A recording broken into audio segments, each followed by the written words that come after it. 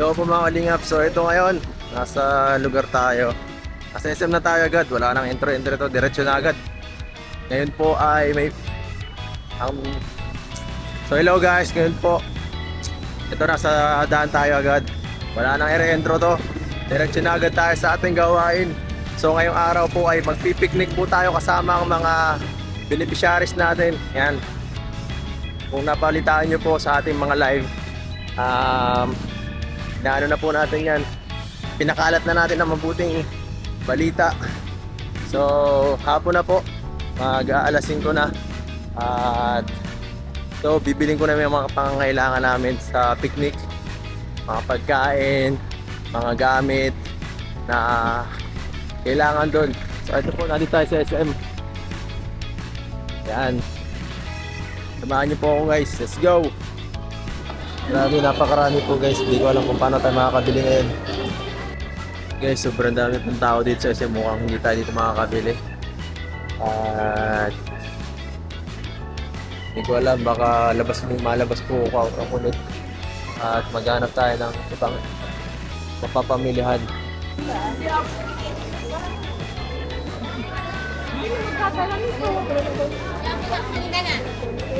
So yun guys, dito yung natin hahanapin na ano. Ito po, nahanap tayo ng tirahan para meron kami paglibangan. So ayan guys, kanina pa ako dito. Ang haba ng pila guys. Kanina pa ako dito. At ewan ko, baka malate ako. Gawa nitong haba ng ating pagpila dito. Sana hindi sila mainip. Sana maintindihan tayo ng ating mga kasamahan. Sunday po kasi ngayon, grabe po ang tao dito sa SM.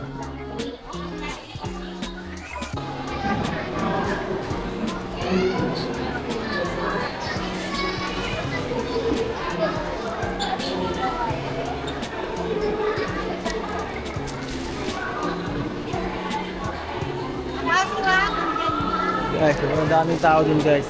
Hindi ko po kaya ngayon magano. Mali pa tayo ng tinda ng bibilihan. At kasi napakarami pong tao ngayon dito sa SM guys. Tara.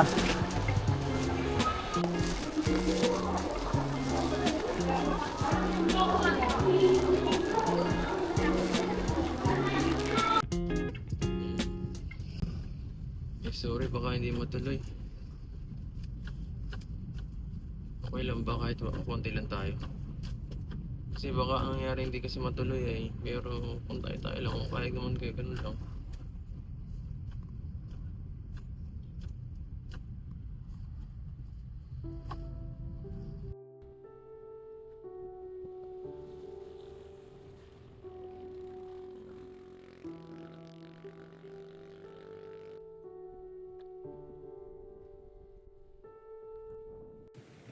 So yan guys, hello po. Samahan ng balita guys.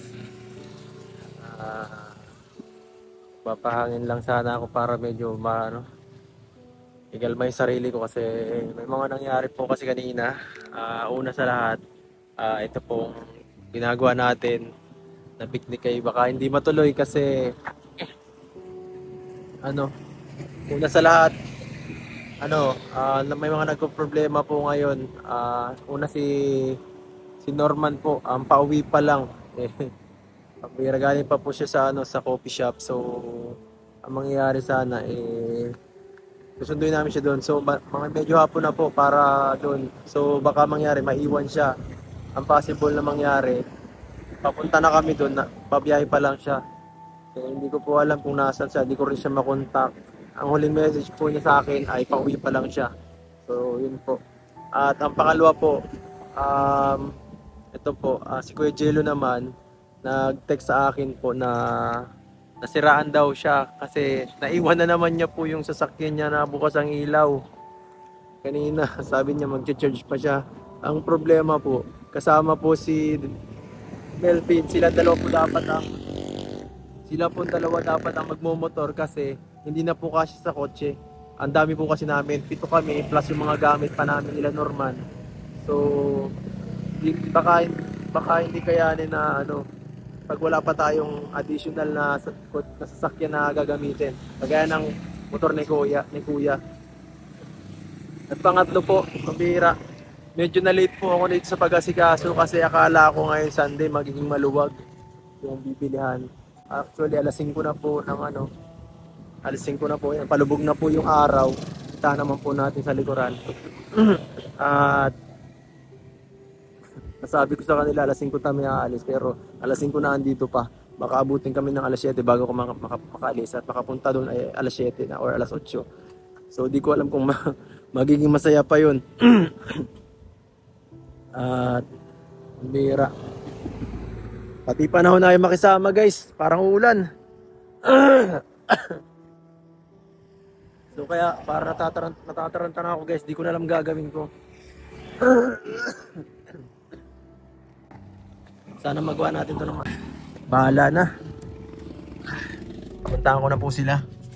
Sabihin na susunduin ko na po sila. Tingnan natin. Bahala na kung ano na mangyayari sa picnic.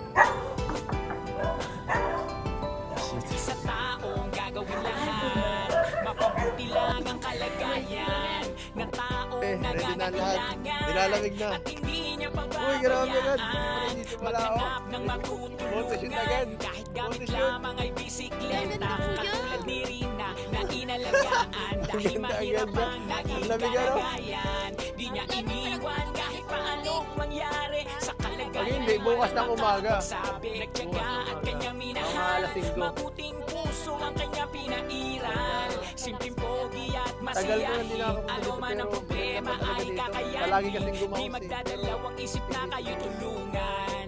Kalingap Edu, siya ang kaibigan nyo maaasahan. Kalingap no na malalapitan na lagi nandyan. Kapag kailangan, Kalingap Edu ang inyong kaibigan. Mabait at mabuti sa kapwa, matulungin sa nangangailangan, masipag at laging matyaga. Kalingap Edu, alam mo na kaibigan nyo maaasahan. Lah! Kalingap Binahaon Pinay! Sumog ka! na lagi nandyan. Kapag Saan? kailangan, Kalingap Edu Ito may mic. kaibigan. Ay, Mabait at mabuti sa kapwa, diyan na doon. matulungin sa nangangailangan. Lah! Inuna na kami, guys! Laging matyaga. Inuna na! Kalingap Edu, alam nyo na. Baka tumadali. Kailangan at di maarte. Sa pagtulong kasama mo siya palagi. Inuna na! Palagi lang daw. Magaling makisama. La, grabe si Norman bro, magpaulan ka. At ika'y makakaasa. Di ka iiwanan saan man mapadako. Kanyang mga pangako din hindi mo papako. Mapagmahal sa kapot kanyang mga kaibigan. Sama-sama tumulong sa taong nangangailangan.